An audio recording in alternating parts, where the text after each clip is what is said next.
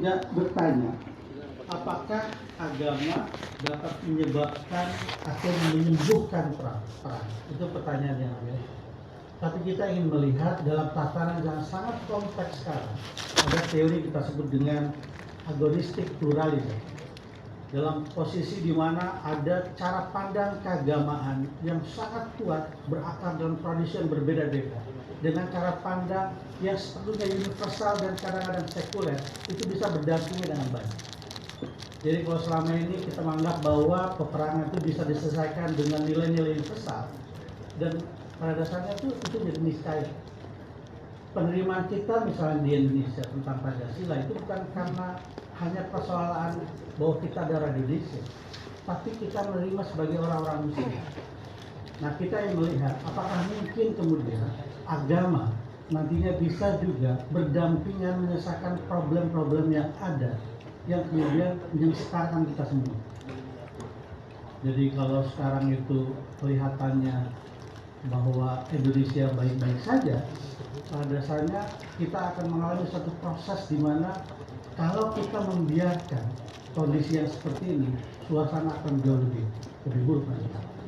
Harus ada kesadaran dari kita, dari kelompok kita sebut dengan organik, intellectual organik, dari kelompok-kelompok kampus untuk menyuarakan terus problem-problem dengan cara yang baik dan cara yang baik. Jadi hari ini kita ingin mendiskusikan dengan para tokoh, para orang-orang hebat di dalam dunianya. Ini Pak Jejen, ada Maulana, ada kemudian Pak Dadi, mendiskusikan tentang, kita pengen ngomong tentang perang di sekitar kita. Jadi bagaimana agama, etika, dan krisis agama itu dilihat dalam perspektif yang lebih komprehensif. Karena itu saya mengapresiasi ya kerjasama kita, Pak Amir. Ini sudah cukup lama kita bekerja bareng, kita pengen banget nih kawan-kawan itu lebih banyak punya ruang-ruang untuk berdiskusi, untuk menyelesaikan program kita. Saya mengapresiasi kerjasama ini dan saya mengapresiasi kedatangan kawan-kawan semua untuk ikut kuliah ya, kuliah umum, dan nanti harapan kita ada mata kuliah yang kita kembangkan yang berkaitan dengan kegiatan peace, perdamaian, dan itu menjadi bagian harapan kita bagi orang-orang yang dibesarkan dalam tradisi akademik seperti ini. Saya nggak mau lama-lama dan saya nggak mau ngambil porsi Pak Dadi, Pak Jeje dan Julia. Saya sekali mengucapkan terima kasih dan dengan mengucapkan Bismillahirrahmanirrahim, acara kita hari ini Seminar Nasional tentang perang di sekitar kita, agama, etika, dan krisis perdamaian global resmi dibuka. Assalamualaikum warahmatullahi wabarakatuh. Waalaikumsalam. Baik, kami sampaikan terima kasih. Selanjutnya sambutan sekaligus doa yang akan disampaikan oleh Amir Nasional Jemaat Ahmadiyah Indonesia kepada yang terhormat Bapak Zaki Firdaus Syahid STMT. Kami silakan.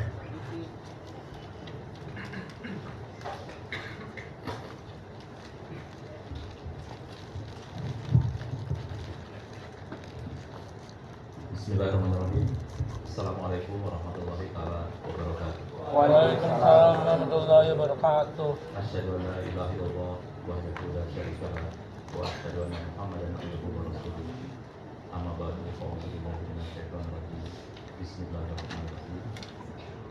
Alhamdulillahirabbil alamin, arrahmanir rahim, maliki yaumiddin. Iyyaka na'budu wa iyyaka nasta'in. Ihdinas siratal mustaqim. Siratal ladzina an'amta 'alaihim ghairil maghdubi 'alaihim waladdallin. Allahumma shalli ala Muhammad wa ala ali Muhammad kama shallaita ala Ibrahim wa ala ali Ibrahim wa barik wa sallim innaka Hamidum Majid. Yang saya hormati, saya muliakan sahabat saya Bapak Profesor Ismatur Rofi, PhD, Dekan Fakultas Usuluddin UIN Syarif Hidayatullah, Jakarta. Kemudian yang saya hormati jajaran Dekanat Fakultas Usuluddin UIN Syarif Hidayatullah, Jakarta. Yang saya hormati Bapak Dr. Jejen Zainal Mutakin. Yang saya hormati Bapak Dodi Darmadi, PhD, saya hormati Bapak Maulana Lutfi Kuliah Putra, MA. Yang saya hormati Mbak Trindah Anissa, MAG. Yang saya hormati para hadirin dan tamu undangan, dan juga yang saya banggakan teman-teman mahasiswa, mahasiswi Fakultas Sosiologi UIN Syarif Hidayatullah Jakarta, dan mungkin juga ada dari fakultas yang lain ya. Alhamdulillah.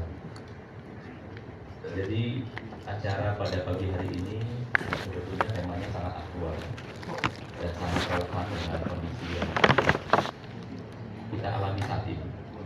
Meskipun tidak secara langsung, tetapi dampaknya mulai kita rasakan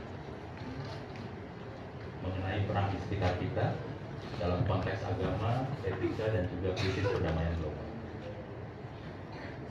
Para hadirin yang saya muliakan, sebetulnya pesan dan ajaran yang dibawa oleh Nabi suci kita, Nabi besar Muhammad Mustafa Sallallahu Alaihi Wasallam, itu sebetulnya adalah memiliki tujuan ya, bagaimana umat manusia ini beriman kepada Allah Subhanahu Wa Taala, kepada Tuhan yang Maha Esa, kepada Tuhan yang Maha Kuasa. Kemudian bagaimana umat manusia ini bisa menjalankan kehidupan di bawah tauhidan ilahiyah. Kemudian bagaimana umat manusia juga bisa saling menghargai satu sama lain, bisa saling menghormati, dan bisa mendudukan manusia sebagaimana layaknya manusia yang memiliki kedudukan yang sangat mulia dan sangat tinggi ya dibandingkan dengan makhluk-makhluk lain. Dan juga menunaikan hak-hak para hambanya, dan kemudian hidup sebagai satu umat yang bersatu. Nabi Muhammad SAW, beliau mengajarkan umat muslim untuk saling bersaudara, untuk saling menghargai, untuk saling menghormati, dan untuk menjadi umat yang satu, umatan wahidah.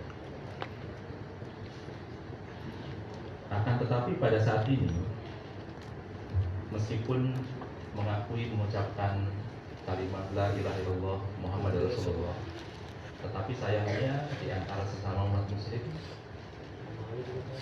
itu sulit sekali untuk bersatu, sulit sekali untuk menerima perbedaan. Dan malah di beberapa bagian tempat di dunia ini, sesama umat muslim itu justru saling berperang, saling memenggal leher, saling membunuh, saling menyakiti, dan sebagainya. Nah, jadi kalau kita renungkan keadaan dunia muslim saat ini, maka keadaannya betul-betul memprihatinkan. Kalau kita sadari ya, umat muslim, negara-negara mayoritas muslim di dunia ini itu sudah mendapatkan anugerah dan karunia yang luar biasa dari Allah Subhanahu wa Ta'ala. Kekayaan sumber daya alam dan sumber daya manusianya maupun sumber daya lainnya itu begitu luar biasa. Di negara-negara teluk yang memang mayoritas negara-negara muslim, itu kekayaan alamnya luar biasa. Indonesia pun tidak kalah, kekayaan sumber daya alam kita luar biasa. Ada lebih dari 80 plant geothermal di Indonesia. Bayangkan, kita adalah satu-satunya negara di dunia ini yang dijuluki Ring of Fire karena ada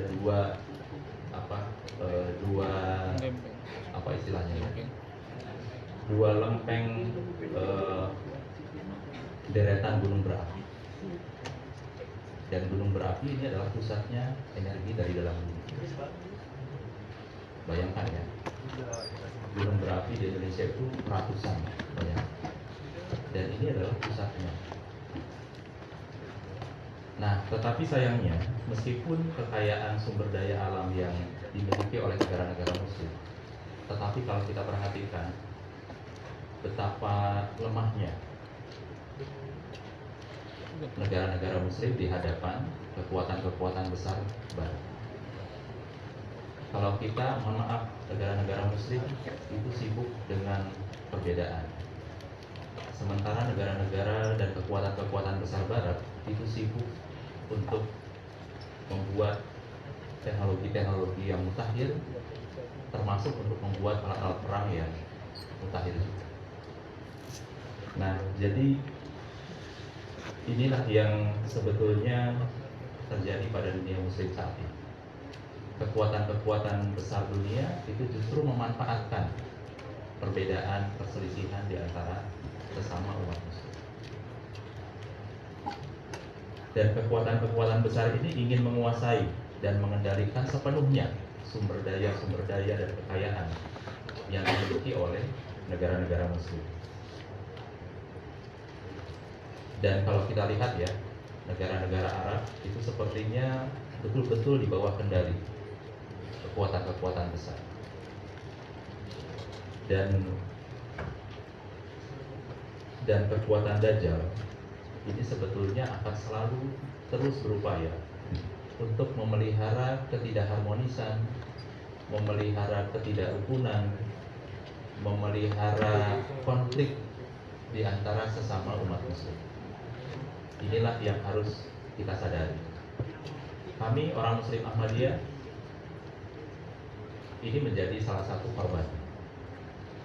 Kami difitnah, kitab sucinya Tazkirah, ibadah hajinya tidak ke Mekah, dan sebagainya. Rukun iman berbeda, rukun Islam berbeda, syahadatnya pun berbeda katanya. Nah, ini dimaksudkan untuk menimbulkan perpecahan di antara sesama umat Muslim. Perihal Sunni dan Syiah itu terus saja seolah-olah dirawat ya. Perbedaan, perselisihan ini seolah-olah terus dibesar-besarkan sehingga timbul kebencian di antara sesama umat Muslim. Nah, ini yang seharusnya semestinya kita sadari ya, bahwa kalau ini terus dibiarkan, maka yang mengambil manfaatnya adalah pihak-pihak kekuatan-kekuatan besar yang sebetulnya tidak ada kaitannya dengan umat Muslim. Jadi Amerika Serikat itu sudah mendirikan banyak sekali pangkalan militernya di negara-negara Islam. Nah, pertanyaannya, siapakah ancaman bagi negara-negara Islam? Apakah Iran menjadi ancaman? Tidak juga. Justru dengan adanya kekuatan-kekuatan militer tersebut, itu justru yang menciptakan bahaya. Dan pangkalan-pangkalan militer tersebut tidak pernah digunakan untuk melindungi negara-negara Islam, tetapi sebaliknya justru untuk menciptakan kekuasaan, menciptakan suatu kekuatan militer, sehingga sumber daya kekayaan umat Islam, kekayaan negara-negara Islam itu justru bisa dikuasai dan dikendalikan sepenuhnya oleh mereka. Termasuk juga dengan keberadaan Israel di kawasan Timur Tengah. Israel itu sebetulnya dipelihara oleh kekuatan-kekuatan Barat untuk menciptakan suatu ancaman, untuk menciptakan suatu dominasi kekuatan.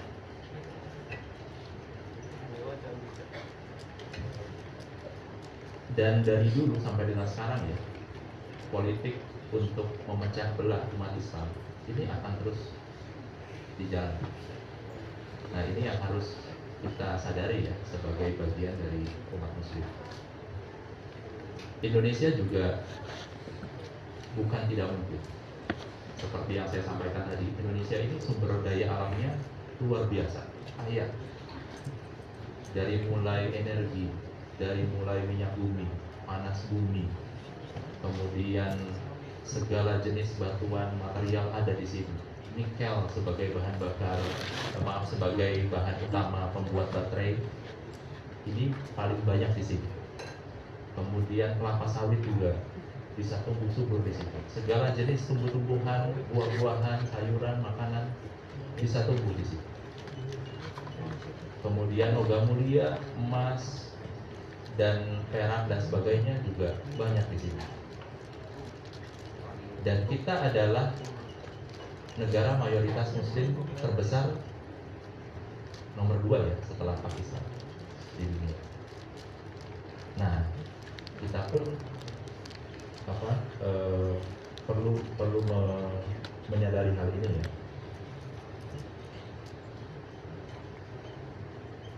Dan pertikaian di antara Islam ini sebetulnya disebarkan oleh kekuatan-kekuatan Barat dan sudah berlangsung sekian lama, dan seolah tidak tampak ada kemungkinan untuk berhenti kecuali apabila ada takdir khusus dari Allah Subhanahu wa taala. Dan tentunya di dalam masa-masa ini sebetulnya masa-masa yang mengkhawatirkan, masa-masa yang sangat berbahaya. Karena kalau dibiarkan, bisa dibayangkan ya, perang yang berlangsung beberapa minggu saja ini sudah melibatkan lebih dari 15 negara di dunia. Dan apabila ini berlanjut sampai dengan sekarang, perundingan masih belum ada titik temu, dan bahkan provokasi-provokasi sudah terjadi. Saya tadi saat berjalan ke sini, saya lihat berita ada serangan drone ke Arab Saudi dari arah Irak. Arab Saudi kemudian menyalahkan Iran. Kemudian sebelumnya PLTN, pembangkit listrik tenaga nuklir di Uni Emirat Arab, itu diserang oleh drone. Uni Emirat Arab juga menuduh Iran yang melakukan itu. Dan sebetulnya ada salah satu jurnalis dari Arab yang menulis, sebetulnya dalam kondisi saat ini sangat besar kemungkinan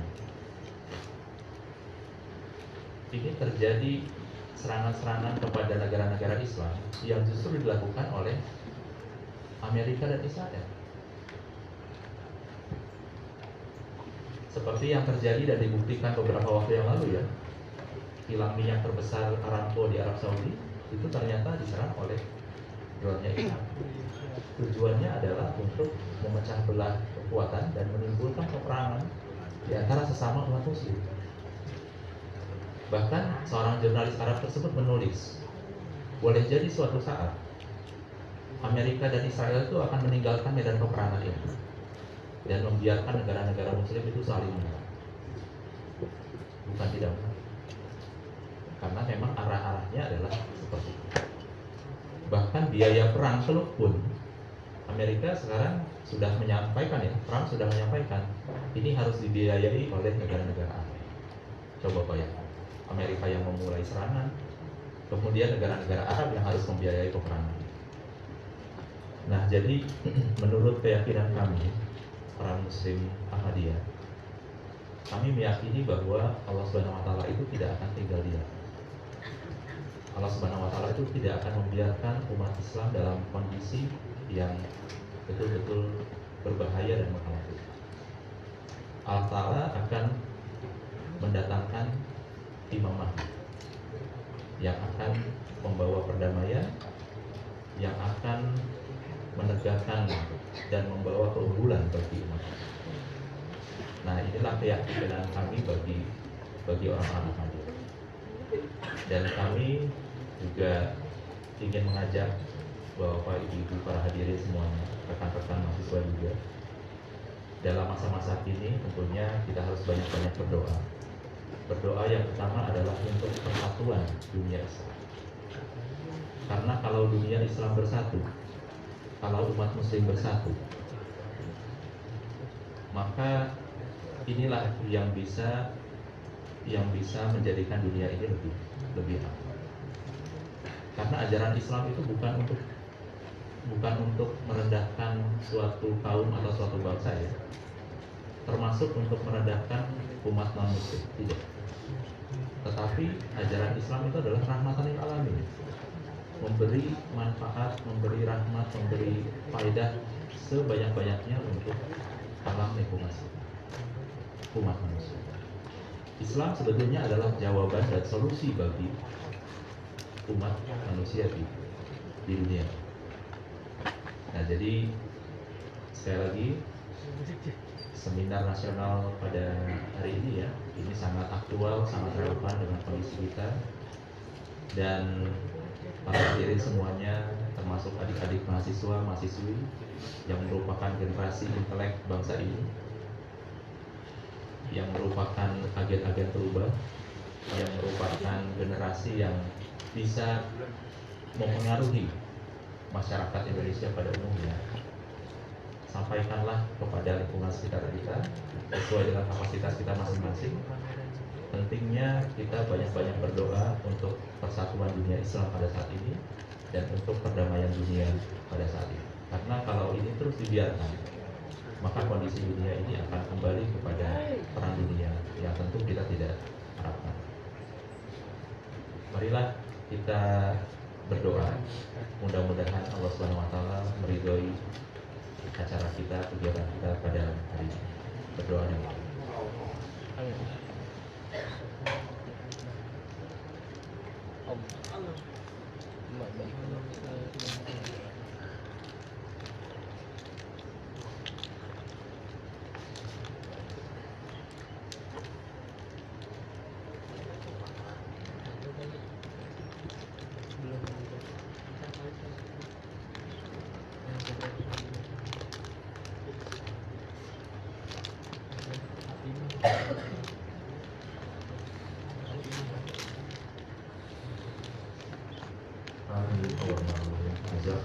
Assalamualaikum warahmatullahi wabarakatuh. Waalaikumsalam.